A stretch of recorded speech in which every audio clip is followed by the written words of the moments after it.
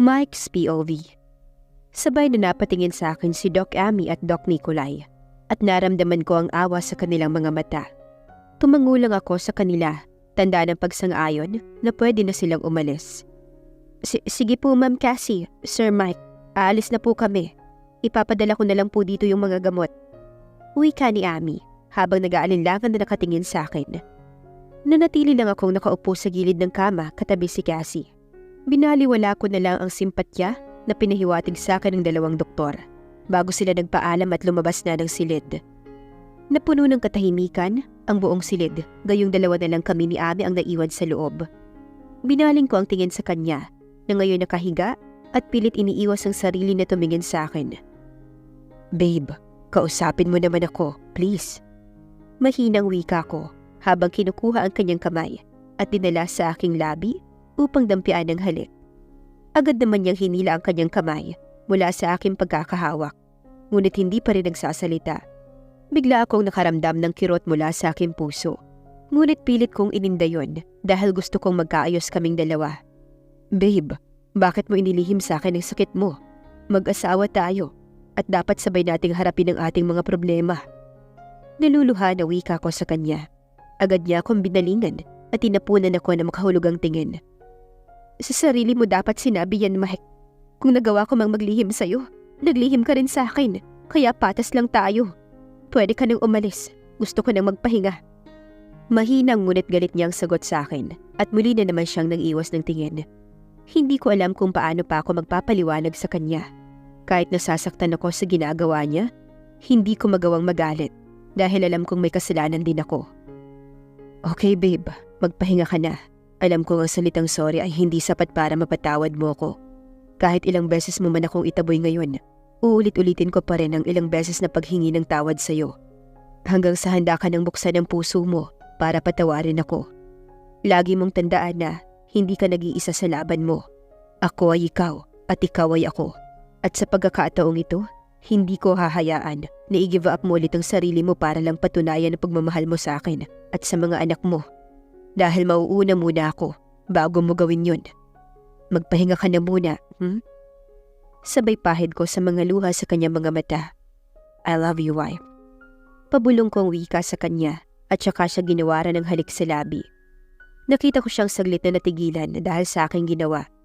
Ngumiti lang ako sa kanya na para bang walang nangyari bago lumabas ng silid. Alam kong nagtatampo pa siya sa akin ngayon, kaya hahayaan ko na muna siya. Saka ko na lang siya kukumbinsihin na magpa-surgery sakaling magkaayos na kami. Nagtungo ako sa library habang kinukuha ang aking cellphone para sana tawagan si James. Mabuti na lang at nag-message na kaagad siya sa akin. Boss, nasend ko na ang buong files ni Alex Montenegro sa email mo. Panigurado, magugulat ka kapag nalaman mo ang tunay niyang pagkatao. Kunot noong napaisip ako tungkol sa message ni James. Mabilis ko ang binuksan ng aking laptop nang makapasok na ako sa loob ng library. Agad akong nasindak ng aking makita ang iba't ibang mukha ni Alex Montenegro na nakabalandar sa screen ng aking laptop. Third person's point of view. Nasa kalagitnaan si Mike nang pagbubukas ng mga files sa kanyang laptop nang bigla siyang nakarinig ng mga kalabog mula sa pinto. Galit siyang nagtungo sa pintuan at binuksan niyon.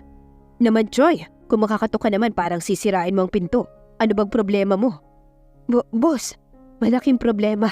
Nakatakas ang dalawang Aita. Humihingal na pagbabalita ni Troy. Agad na umakyat ang dugo ni Mike sa ulo nang marinig ang sinabi ng tauhan niya. Ano? Naman Troy, isa talaga kayong kampo ng mga kabubuhan. Paano sila nakatakas? Hindi ba mahigpit kong binilin sa inyo na bantayan mo silang mabuti? Anong nangyari? Yun nga boss Inutusan mo akong sunduin si Dr. Nicolay pagbalik ko na wala na sila. Sigurado talaga akong nilak ko ang basement bago ako umalis. Nilak mo? Paano sila nakatakas? Huwag mong sabihin sa akin na may huda sa loob ng lungga ko. Sabay silang nagkatinginan dahil pareho sila nang iniisip. May hudas nga sa loob ng kanilang hideout. Bilisan mo! Hanapin mo sila! Sino boss? Sino pa? Ang dalawang Aita at ang hudas na tumulong sa kanila upang makatakas. Ang bobo mo talaga. Pero boss, natagpuan na namin ang dalawang Aita sa loob ng kagubatan. Kaya kita pinuntahan dito para isama doon kung saan namin sila nakita. Ano? Bakit mo pa ako isasama doon? Kung pwede mo naman silang dalhin pabalik. Nagkamot ng ulo si Troy. Hindi alam ko anong sasabihin. Troy naman, kanina mo ba ako binibitin kapag nagsasalita ka? Ano, sasabihin mo ba? O puputulin ko na yung dila mo ng may silbi naman? Putol na po kasi ang ulo ng mga Aita, boss. Agad siyang nasindak sa biglang pag-amin ni Troy. What? Anong sinasabi mong putol na? Totoo ang sinasabi ko, boss. Tapos may nakapatong na karton sa kanilang dibdib at may lamang mensahe para sa'yo. Yung CCTV. Bulalas ni Mike nang maalala na mayroong CCTV ang basement. Mabilis siyang pumasok sa CCTV room at tinignan mula sa screen monitor kung sino ang tumulong sa dalawa upang makatakas. Ganun na lang ang pagkasindak niya nang makita kung sino ang tumulong sa dalawang Aita. Draco! Sinasabi ko na nga ba, traidor ka! Galit na binalingan niya si Troy. Saan ang mga Aita? Samahan mo ko. Nagmamadali silang lumabas ng mansyon at tinungo ang loob ng kagubatan. Agad na nagsitayuan ang balahibo ni Mike nang makita ang pugot na ulo ng dalawang Aita. Hindi siya makapaniwala na kayang gawin ito ni Alex Montenegro sa kanila. Alam niyang si Alex ang may utak ng lahat ng ito. Bigla niyang napansin ang nakasulat sa karton na nakatakip sa mga pugot na ulo ng dalawa. Binasa niya iyon. Hinahamon kita, Mike Maldalion, aka Demon King. Patikim ko pa lang sa'yo yan. Sa susunod, mga anak mo naman. Troy, hanapin niyo si Draco ngayon din. Sigaw ni Mike habang kuyom ang dalawang kamao na nakatingin sa nakasulat na karton. Hindi niya na mabilang kung ilang beses na siyang napamura dahil sa sunod-sunod na problemang dumating sa kanya. Boss, kanina pa namin hinahanap si Draco, ngunit hindi namin siya makita. Dagdag pa ni Troy. Hanapin niyo. Haluhigin niyo ang buong paligid. Huwag kayong titigil hanggat hindi niyo siya nadadala sa akin. Ginamit pa nila ang asawa ko para lang malaman kung sino si Demon King. Magkakamatayan muna kami bago nila galawin ang pamilya ko. Nanginginig na tumalima ang mga tauhan ni Mike sa takot na sila pang mapagbuntungan ng galit nito. Troy, magpaiwan ka muna dito. May ipapagawa ko sa'yo. Agad namang bumalik si Troy sa harapan ni Mike nang marinig ang pahabol na sigaw nito. Bakit, boss?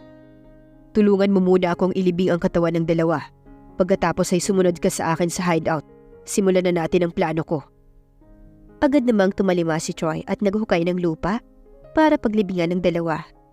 Magkahalong awa at lungkot ang naramdaman ni Mike habang papalapit siya sa dalawang Aitang nakahandusay sa lupa at wala ng buhay. Kinuha niya ang bawat ulo ng mga ito na nakasabit sa sanga ng kahoy at ibinilik sa kani-kanilang katawan. Kahit papaano, mga tao sila ng Airy. Mahal sila ng kanyang asawa, kaya hindi niya alam kung sasabihin pa ba niya kay Cassie ang nangyaring ito. Pinapangako kong ililigtas ko ang pamilya niyo at pagbabayarin ni Alex ang ginawa niya sa inyo. Mahinang usal ni Mike. Nangihinayang siya dahil hindi man lang siya nakakuha ng impormasyon na gusto niyang malaman mula sa dalawa. Plano pa sana niyang ipakiusap ang dalawa kay Cassie. Baka sakaling masasagot nila ang lahat ng mga katanungan ng kanyang asawa. Di nagtagal na ilibing ang dalawa. Bumalik si Mike at Troy sa kanilang hideout. Dumiretso muna sila sa loob ng library at pinakita ni Mike ang lahat ng mga files na konektado kay Alex Montenegro. Troy, tignan mong maigi kung mayroon kang nakikilala sa mga profile pictures na yan. Nakapangalan lahat kay Alex Montenegro. Katulad nitong isa, Alex Montenegro ang pangalan niya, aka Rossmore Ice Peak. Isa siyang lord na ang negosyo ay umiikot sa iba't ibang bansa sa pamamagitan ng pag-supply ng mga iligal na gamot. Ikaw ang pinagkakatiwalaan ko ng ilang taon upang mag-monitor sa lahat ng gawain ng mga yan sa buong mundo. May access tayo sa lahat ng mga business operation nila.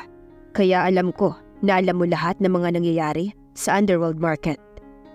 Kagat-kagat ni Troy ang kuko niya habang nakatitig sa mga muka na nakabalandra sa laptop. Lahat ng mga yun ay talagang pamilyar sa kanya dahil isang beses sa isang taon silang mga mafia kung magtipon-tipon at pinag-uusapan kung anong bagong plano sa black market. Siya ang humawak sa mga ito ng ilang taon dahil wala ang Demon King na si Mike. Kilalang kilala ko silang lahat, boss. Ang mga mukhang yan ang kadalasang sumasalungat sa mga plano mo na ipapatupad ko sa kanila. Sila ang sinasabi ko sa iyo noon na ayaw pumayag na ang 30% ng kanilang profit share sa black market ay mapupunta sa mga foundations na pinili mong bigyan ng donasyon. Kunot noo na nakatitig si Mike kay Troy. Ibig mong sabihin, ilang taon na rin tayong hindi nakapagbibigay ng donasyon sa mga foundation na pinili kong bigyan? Parang ganoon na nga, boss. Hindi ko naman pwedeng turuan ng leksyon ng mga lumalabag na walang binababang order mula sa'yo. Baka ako rin ang mapahamak kapag lahat sila ay pinagkaisahan ako. Kinuyom ni Mike ang kamao, halatang nagpipigil sa galit. Hindi sila aasta ng ganyan kung walang tao sa likod nila na kaya akong kalabanin. Tama ka dyan, boss. Dahil sinasabi nila na ang 30% ng profit share ay kay Alex Montenegro na pupunta. Hayop na Alex Montenegro na yan. Masyadong ganid sa salapi. Pati donasyon sa mga foundation ay gusto pang angkinin. Hindi lang yun, boss. Narinig ko sa mga grupo na gusto kang patayin ni Alex Montenegro para siya ang papalit sa'yo bilang king. Tuwang-tuwa ang mga mafia habang pinag-uusapan yun dahil malaki ka raw balakid sa mga plano nila. Simula daw kasi na ikaw ang maging Demon King. Limitado na ang bawat galaw nila sa underworld market. Hindi kagaya ni Alex na malaya silang magagawa ang lahat ng gusto nila. Yun ay kung hahayaan ko sila na magtagumpay sa mga binabalak nila. Ang pinagtataka ko lang ay kung bakit lahat sila nakapangalan kay Alex Montenegro pero magkaiba ang mga alias nila. Paano natin malalaman kung sino ang tunay na Alex Montenegro? Sa pagkakaalam ko, boss, plano na nilang lahat na gamitin ang pangalan ni Alex Montenegro para sakaling malaman mo na lumabag sila sa batas mo, hindi mo sila kayang galawin at direkta mong hahanapin si Alex Montenegro mismo. Talaga lang ha? Napakaganda ng plano nila. Bago ko pa man matunto ng talagang lungga ni Alex Montenegro, dadaan muna ako sa bawat lungga ng peking Alex Montenegro. Nice move, Alex. Kapag ginawa ko yun, may posibilidad na patay na ako bago ako makarating sa dami ng grupo na kakalabanin ko. Hinahamon nila ako? Sige, ibibigay ko ang gusto nila. Hindi ako natatakot kapag sangkot na dito ang aking pamilya. Matalim na tinignan ni Mike ang lahat ng mga mukha na nakabalandra sa kanyang laptop. Inisa-isa niyang pinagkit sa utak niya ang bawat mukha na sisingilin niya. Kaya naging malakas si Alex Montenegro dahil na rin sa proteksyon nila. Nagpupuyo sa galit na binalingan niya si Troy. Alamin mo sa mga tauhan kung nahanap na nila si Draco. Kung hindi pa, pabalikin mo muna sila dito sa hideout. Ihanda mo silang lahat para sa pag-alis natin mamaya. Hindi natin makikita si Draco kung nasa pangangalaga na siya ngayon ni Alex Montenegro. Anong binabalak mong gawin ngayon, boss? Kabadong tanong ni Troy. Pero boss, alam mo ang pilosopiya ng mga grupo dahil kagrupo ka rin. Hindi sila basta-basta nga amin kung sino ang totoong Alex Montenegro. Mas gugustuhin pa nilang mamatay kaysa ang umamin. Hindi lahat ng grupo ay ganun ang pananaw, Troy. Sa oras na pamilya na nila ang sangkot, mabilis mo silang mapapaamin. Puwera na lang sa mga grupo na talagang walang pakialam sa kanilang pamilya. Doon maniniwala ako na mas nanaisin pa nilang mamatay at madamay ang pamilya kaysa umamin. Ibig sabihin, luwa ang mata ni Troy sa naisip na plano ni Mike. Iyan ang unang hakbang natin, Troy. Sisimulan ko sa kanilang pamilya. Mamayang gabi, isa-isahin nating dukutin kahit isa sa miyembro ng kanilang pamilya. Nang sa ganun, may dahilan sila para umamin. Paano ang asawa mo, boss? Uuwi siya kapag kaya na ng katawan niya. Kailangan siya ng mga anak namin. Sige na, ihanda mo na mga tauhan natin at ang kailangan nating gamitin. Aalis tayo pagkatapos kong makausap ang asawa ko. Agad na tumalima si Troy at lumabas sa loob ng library. Alam niyang mahaba-habang labanan itong susuungin nila dahil halos kalahati ng grupo ay nasa panig ni Alex Montenegro. Ngunit buo na ang desisyon ng King. Samantalang inihanda na rin ni Mike ang sarili sa maaaring mangyari sa paghaharap nila ni Alex Montenegro. Kailangan na niyang tapusin ang lahat para sa kaligtasan ng kanyang pamilya. Hindi niya alam kung sa gagawin niyang ito ay makakauwi pa siya ng buhay. Pero isa lang ang titiyakin niya, ang malayang mamuhay ang kanyang pamilya. Umupo muna siya sa couch at inisa-isang tawagan ang lahat ng mga taong kaya niyang pagkatiwalaan habang wala siya. Hello James, makinig ka. Mawawala muna ako ng ilang araw. May mahalagang bagay lang akong aasikasuhin, kaya ikaw na munang bahala sa negosyo ko habang wala ako.